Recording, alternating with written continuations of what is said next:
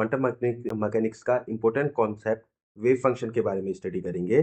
तो wave function को समझने के लिए पहले आपको मैथमेटिकल कॉन्सेप्ट है जो उसका बेसिक फंक्शन के बारे में पता होना चाहिए। तो फंक्शन एक मैथमेटिकल कॉन्सेप्ट है, लेकिन वेव फंक्शन क्या है? क्वांटम मैकेनिक्स का स्पेसिफाइड कॉन्सेप्ट है। तो सबसे पहले फंक्शन के बारे में जानेंगे। तो फंक्शन आप जानते हैं कि उसको हम एफ एक्स से रिप्रेजेंट करते हैं और एक्स उसका डोमेन।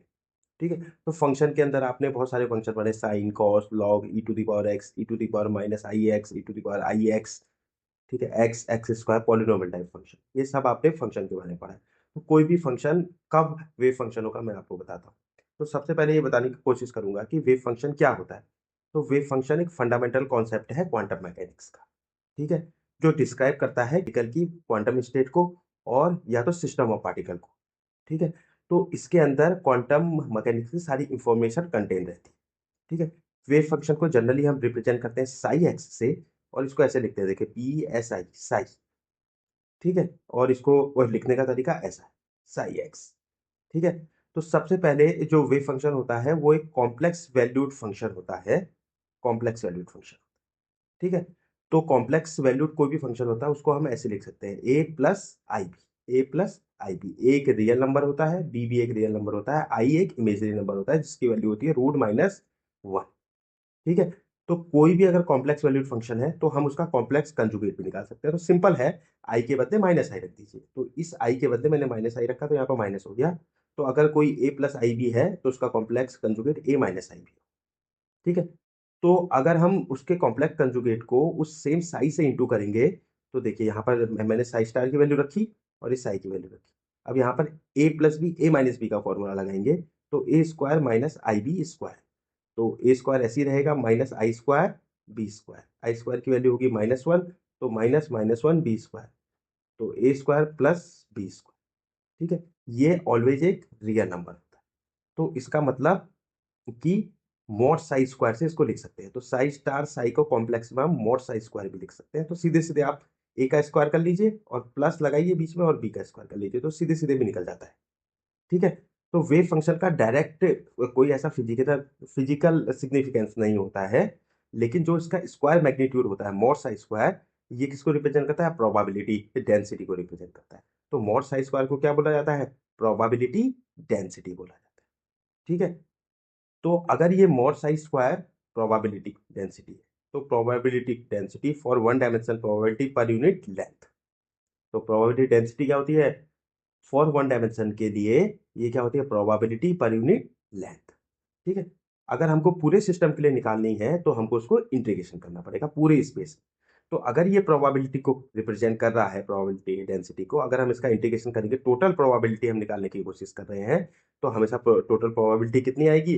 वन आएगी। इस कंडीशन को बोला जाता है नॉर्मलाइजेशन कंडीशन। ठीक है, तो अभी तक हम क्या समझे कि वेव फंक्शन का कोई डायरेक्ट प्रोबेबिलिटी इंटरप्रिटेशन नहीं है, लेकिन अगर उसका मॉड स्क्वायर को देखते हैं तो वो क्या दिखाता है? प्रोबेबिलिटी डेंसिटी दिखाता है ऑफ क्वांटम सिस्टम। ठीक है, तो वेव फंक्शन और फंक्शन में क्या फर्क है, हम यही बात कर रहे थे। तो वेव फंक्शन कुछ स्पेसिफिक प्रॉपर्टी को आपका सेटिस्फाई करेगा। जैसे ही जो वेव फंक्शन के अंदर जो एक्स लिखा हुआ है ना, इस ये एक्स अगर ये प्लस माइनस इंफिनिटी हो रहा है, चाहे प्लस है चाहे चाहे माइनस इंफिनिटी है, तो limit x tend two plus minus infinity Sai x, ये क्या होना चाहिए? फाइनाइट होना चाहिए। ठीक है, इसके बाद वेव फंक्शन आपका कंटिन्यूअस होना चाहिए, डिफरेंशिएबल होना चाहिए और इसके डेरिवेटिव्स भी आपके कंटिन्यूअस होने चाहिए। हाई डेरिवेटिव और फर्स्ट डेरिवेटिव भी कंटिन्यूअस होनी चाहिए। ये स्क्वायर इंटीग्रेबल होना चाहिए। हमने अभी आपको बताया था ना कि मॉड साई स्क्वायर क्या है? प्रोबेबिलिटी डेंसिटी है। तो इसका इंटीग्रेशन तो हमें हमेशा करना पड़ेगा टोटल प्रोबेबिलिटी निकालने के लिए। तो अगर हम इसका इंटीग्रेशन करेंगे किसी भी लिमिट में तो ये हमेशा क्या आना चाहिए? फाइनाइट आना चाहिए। ठीक है, इस प्रॉपर्टी को बोला जाता है स्क्वायर इंटीग्रेबल। ठीक है, और अगर हम टोटल स्पेस में इंटीग्रेशन करेंगे इस मॉड साई स्क्वायर का तो हमेशा कितना आना चाहिए? वन आना चाहिए। इस कंडीशन को बोला जाता है नॉर्मलाइजेशन कंडीशन। ठीक है, तो वेव फंक्शन स्क्वायर इंटीग्रेबल भी होना चाहिए और नॉर्मलाइजेबल भी होना चाहिए। ठीक है, और ये कॉम्प्लेक्स फंक्शन होता है और कॉम्प्लेक्स कंजुगेट को हम साई स्टार से लिखते हैं और साई स्टार साई को प्रोबेबिलिटी डेंसिटी बोला जाता है। ठीक है, यहाँ पर मैंने आपके समझने के लिए व्हाट इज नॉर्मलाइजेशन जो बहुत पूछा जाता है क्वेश्चन, उसके बारे में बताया। तो इसमें हमने लिखा है कि साई एक्स इंफॉर्मेशन रखता है क्वांटम सिस्टम के बारे में और अगर हमको किसी पार्टिकल को छोटी लेंथ में मतलब x से x प्लस डी एक्स के बीच में ढूंढना है तो डिफरेंस कितना हुआ, dx हुआ। तो एक छोटी सी dx लेंथ में ढूंढने के लिए मॉड साई स्क्वायर dx हमको लिखना पड़ेगा। ठीक है, और अगर हम टोटल प्रोबेबिलिटी निकालेंगे तो ये मॉड साई स्क्वायर dx में टोटल इंटीग्रेशन कर देंगे और इसकी वैल्यू इक्वल टू 1 आनी चाहिए। इसी कंडीशन को बोला जाता है नॉर्मलाइजेशन कंडीशन। ठीक है, तो टोटल प्रोबेबिलिटी क्या होनी चाहिए, हमेशा 1 होती है किसी भी सिस्टम के। ठीक है, तो यहाँ पर थोड़ा सा शॉर्ट नोट टाइप के है प्रोबेबिलिटी डेंसिटी जो अभी तक आपको बताया है। तो साई क्या दिखाता है, क्वांटम सिस्टम की इंफॉर्मेशन है। ठीक है, ये किसी क्वांटम सिस्टम या सिस्टम ऑफ पार्टिकल को दिखाता है। ये कॉम्प्लेक्स वैल्यूड फंक्शन होता है। ठीक है, और इसको डी ब्रॉगली वेव भी बोला जाता है एसोसिएटेड किसी भी पार्टिकल से। ठीक है, और इसके बाद ये क्वांटम इफेक्ट को अपने अंदर रखता है। और इसका एम्पलीट्यूड फंक्शन बहुत इंपॉर्टेंट, एम्पलीट्यूड फंक्शन किसको कहा जाता है, मॉड साई स्क्वायर। ठीक है, तो ये इंटेंसिटी को दिखाता है किसी भी क्वांटम इफेक्ट की। तो मॉड साई स्क्वायर है आपका प्रोबेबिलिटी डेंसिटी।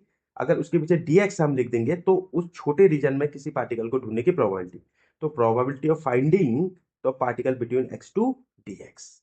ठीक है, तो मॉड साई स्क्वायर इंटेंसिटी का ही फंक्शन है।